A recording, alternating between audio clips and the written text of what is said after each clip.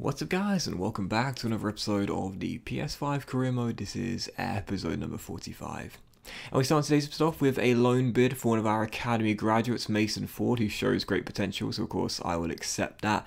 And also a brief look at the league table, where as you can see, 14 games remaining this season. We're in 6th place, 3 points behind Aston Villa in 5th, and 10 points behind our first opponents of today's episode in the final game of January, Jose Mourinho Spurs, away in North London. So heading into the game, if there's to be any chance whatsoever of us breaking into the top 4 and sneaking that final Champions League spot, this is a game where we needed to win to have any chance of pulling off that very unlikely task. So heading into the game, Spurs really only needing the point, but they wanted the dagger in this game. They wanted the win to go 13 points clear of us, stay away from Aston Villa in 5th as well. Started off on the front foot as you would expect, and it took them just 7 minutes for them to open the lead. Harry Kane heading past Freddie Woodman, and I'll talk about players that always score against me in FIFA. You know the big one, Bruno Fernandes, Josef Martinez, Naby Keita now throwing his hat into the ring to be my arch nemesis, but also Harry Kane. Every time I face Spurs, he always puts on a masterclass against me. Unsurprisingly, I guess, one of the best strikers in England, and of course the Spurs captain as well. So 1-0 Spurs, and in the opening stages, it was all Tottenham, as you could expect. 22 minutes in, still trailing by 1, but really could have been 2 or 3 goals down at this point. Fortunate to still be in the game, but a few minutes later, as Spurs pass out from the back, they surrender possession cheaply. Golden chance to get back on level terms, but well denied by De Gea at the near post. It was still 1-0, but after that moment there, we got a foothold in the game, started to come out our shells a little bit and be on the offensive a bit more. And with 2 minutes to go in the half, a quick counter attack, a Brecci rolls through Eddie, and I said it in the very last episode, now that Bull is down until around April, Eddie's lost his right hand man, which means that he's going to have to do everything himself. And just before the break, gets yet another goal, 17th of the year in the Premier League, as we're back on level terms, and it's 1-1. It was such a weird game as well, because Spurs started off dominating, really struggled to contain them in the early stages, but once we got the one chance through Willock, the game completely changed in our favour. And 18 minutes after the restart, well, what a sight it was to see. First one former gunner gives us the leveller, and then another former gunner puts us in front. Chris Willock's first goal of the season, after being played through by a Brecci for his second assist of the game, keeps his composure, puts it past David De Gea,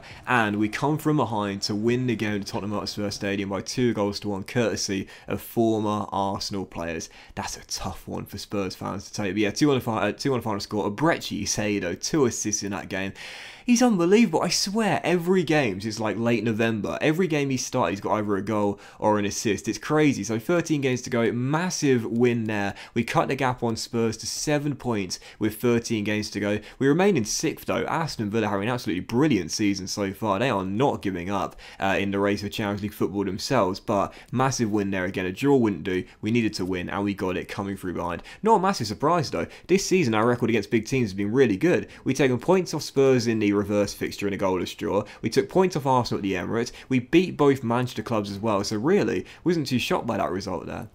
Still falling out, as you can see, we had a bid for Brian Brobby, and we agreed an £11 million deal with Pep Guardiola's Manchester City. I felt for realism's sake it was best to cash in. I would rather keep him here, but again, I felt for realism's sake, you know, they're a massive team. Brobby's not a first choice striker either, as we know, and I thought realistically it was probably the right thing to do, sell him, so which we did. We sold him for £11 million. He's off to the Etihad Stadium. He's been named number 9 there as well, so Guardiola clearly has faith in the Dutch striker, but because of the sale, we're now short-handed in the striker role. As we know, Kelman is still down with the broken toe. PG-13's played about 12 minutes of football since we signed him on a free back in Season 2, so because of that, we needed a new striker for the bench for now, and third choice when Kelman comes back from the injury. And I had 3 names on the shortlist, Adam Idah, and 2 veterans as well, and you know who one was going to be, Charlie Austin. Of course, he's just recently, funny enough, re-signed for QPR in real life, but in the game, I don't know if you saw what his acceleration and sprint speed was. And you know me, like, I love my pace, but I'm not, it's not like a mandatory requirement for my players to be quick. But his pace was just ridiculous. I was like, no, I'm not signing him, even at 34 years old. I couldn't sign him anyway this window due to the fact his contract expiring come the end of the year. There was Edin Dzeko as well, who I wouldn't have minded, but the one target I really wanted was Adam Idah of Norwich. Unfortunately, after a lot of back and forth with the Canaries, they would not budge on £21.3 million. And I thought it was kind of realistic too, because Norwich this season are in the Championship playoffs and they're desperate to return back to the top flight. I'd imagine he's their top scorer there as well, so of course they wouldn't want to cash in January. January for a small fee. So I thought that was quite realistic there. Norwich saying no, they're keeping him till the end of the season. Maybe if they don't get promoted, we'll be able to get hold of him on a cheaper deal. But this time around, sadly couldn't negotiate a deal. And the other target I had wasn't on my shortlist initially, but I had been scouting him for a while. He was the ace in my sleeve, or ace up my sleeve I should say, Jeremy Ebobisse, formerly of Portland Timbers, now playing in France for Stade Reims. He's gone out there, he's doing really well, he's grown to 78 overall, he's 26 years old, and I must say, once again, like with Norwich, there was a lot of back and forth in regards to the negotiating of a transfer fee, but eventually we managed to pull it off. £16 million and a massive 20% sell-on clause as well, 35 grand a week, 4-year deal. I gotta be honest, this was a really big transfer fee and contract for what will be a third choice striker here, but I must say, I really like this guy's stats. He's 6 foot, so he's tall enough, 78 rated already, and look at that, 89 strength, 88 sprint speed, 86 acceleration, 82 heading accuracy as well. He's a really physical player. He can play on the flanks, 4-star weak foot. I love the high work rate as well with the 80 stamina too. He works hard, great aggressive striker, and he is in again for 16 million. That's a lot of money though. That's a lot of money to pay, and that's a big gamble. Let's hope it pays off because, well, we got no more money left now. Every single penny spent on transfer deadline day to bring in the American. But then again, you think about Charlie Kalman and how well he's done for us in this series. Season 1, top scoring striker for us, going out on loan last season, coming back, growing 9 ratings whilst at Lille, top scorer in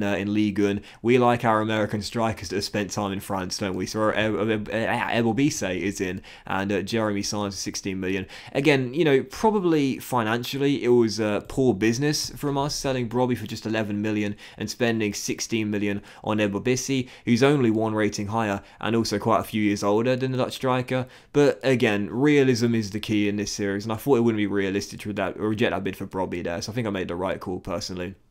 For the realism.